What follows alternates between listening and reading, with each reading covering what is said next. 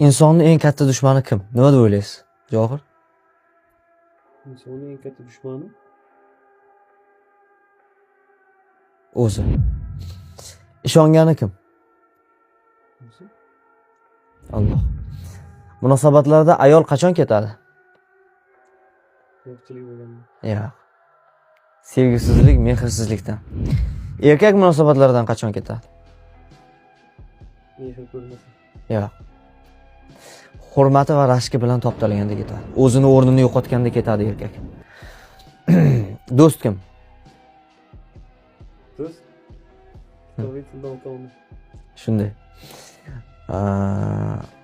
Inson qachon o'zgaradi? O, mana shu juda bir savol bu. Inson qachon o'zgaradi, Johir? Insonmi?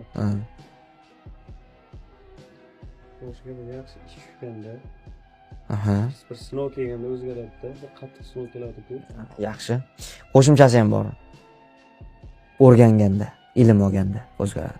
Ikkita narsada o'zgaradi. Eng katta dard kelganda va ilm olganda o'zgaradi. Hop. Inson qachon ko'p gapiradi? Inson qachon ko'p gapiradi? Zo'r savol-a?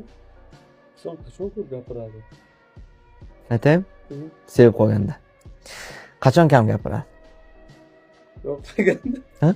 Yo'qmaganda. Yo'q. Yo'q. Qachon kam gapiradi? Qachon gapiradi? Ichiga yutganda va Kam gap bo'ladi. ketayotganda, Aha. kechayotganda.